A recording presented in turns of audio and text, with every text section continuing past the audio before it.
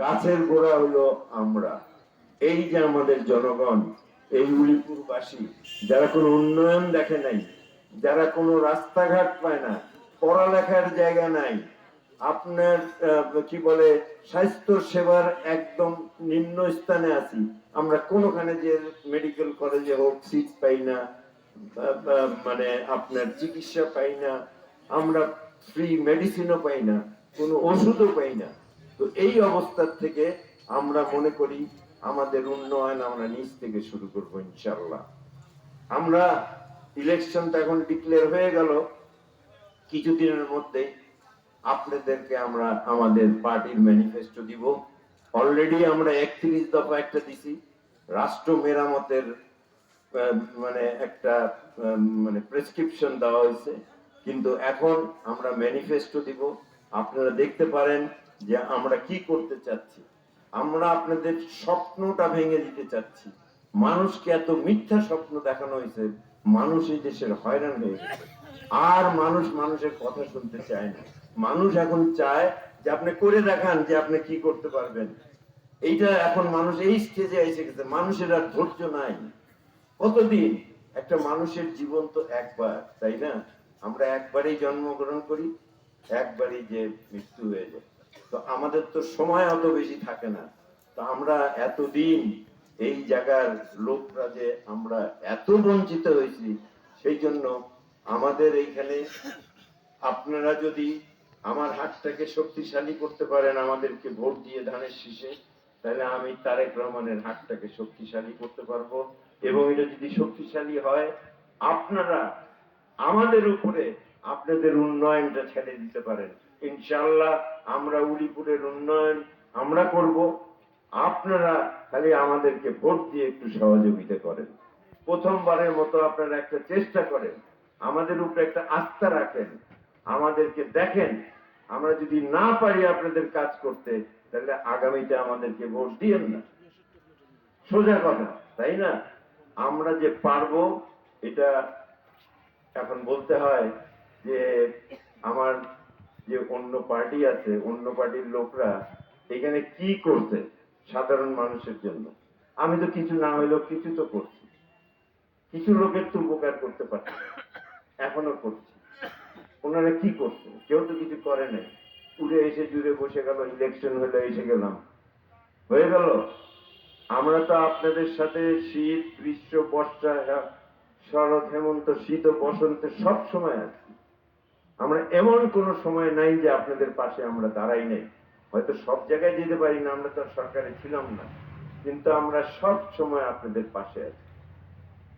তো আপনারা আমাদের বিএনপি নেতৃবৃন্দ যারা এখানে আছে, আপনাদের সব সময় সহযোগিতা করবে। আপনাদের যে কোনো অসুবিধা হলে আপনারা আমাদের সাথে যোগাযোগ করবেন। এবং আমাদের ইলেকশনের দিনের ব্যাপারে একটু বলতে হয় যে আমরা মুসলমান ভাইয়েরা বোনেরা ইউজুয়ালি আমরা দেখি যে ইলেকশনের দিনে আমরা সকালে উঠে গোসল টোসল করে ভাত টাত খেয়ে ঘুম দিয়ে তারপরে ওই চাইতে যেতে দেখা গেল যে 4টা বেজে গেছে, বন্ধ, আর ভোট দিতে পারলেন না। এরকম যেন ঘটনা না হয়। সকাল সকাল যে ভোটটা দিয়ে আসবেন, তাহলে সারা দিনটা খুব ভালো যাবে। এবং ইনশাআল্লাহ এবার বিএনপি পাওয়ারে আসবে। আপনারা আনন্দের সাথে সুখে শান্তিতে এই দেশে বসবাস করতে পারবেন। আমাদের মূল কথা হলো আমরা মানুষের মধ্যে সুখ শান্তি নিয়ে আসতে চাই। আমরা 3 বেলা খাত, স্কুল একটা ভালো পাঠ, আমরা আপনাদেরকে অত বড় স্বপ্ন দেখাবো না। এই বেসিক আপনাদের যে চাওয়া পাওয়া যেটা আছে, এটা যেন আমরা পূরণ করতে পারি, এটা প্রথমেই চেষ্টা করব। তারপরে আমরা আস্তে আস্তে ডেভেলপমেন্ট করব। আমি আপনাদের সকলের সুস্বাস্থ্য কামনা করে আজকে আমার বক্তব্য এখানে শেষ করছি। খোদা হাফেজ। বাংলাদেশ জিন্দাবাদ। শহীদ জিয়া অমর হোক। খালেদা জিয়া জিন্দাবাদ। তারেক রহমান জিন্দাবাদ। Thank you.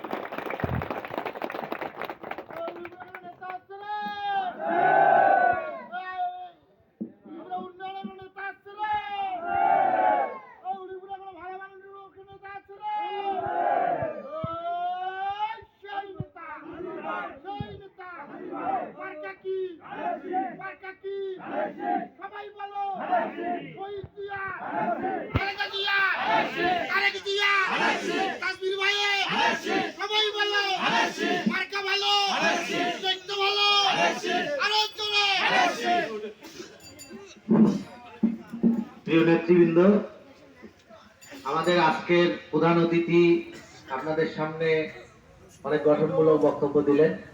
এবারে সভাপতি মহোদয়ের সমাপনী বক্তব্যের মাধ্যমে আজকের সভার সমাপ্তি ঘোষণা করবেন। কিন্তু আমি আপনাদেরকে কেউ উঠবেন না অনুগ্রহপূর্বক। আপনাদেরকে এই আয়োজক কমিটির পক্ষ থেকে আপনাদেরকে সামান্য সুন্নত দাওয়াত দিচ্ছি। আপনারা সুন্নত দাওয়াত গ্রহণ করবেন। আর সভাপতি মহোদয়ের সমাপনী বক্তব্যের মাধ্যমে উনি আজকে এই সভার সমাপ্তি ঘোষণা করবেন। এ পর্যায়ে আপনাদের সামনে আজকের সভার সমাপ্তি বক্তব্য রাখছেন আজকের সভার সভাপতি বীর মুক্তিযোদ্ধা জনাব নুরুজ্জামান সরকার চাচা।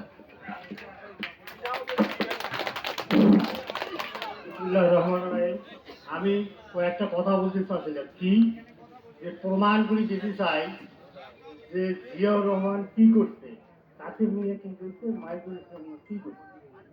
যেমন জিয়াউর রহমান আমাদের কুড়িগ্রাম টেক্সটাইল মিল করে দিয়েছে, এটা কি সত্যি না মিথ্যে কথা? আচ্ছা, তারপরে কি হলো কাছে নিয়ে এই রেল লাইন যেটা আমরা বসিয়েছি, এই রেল লাইন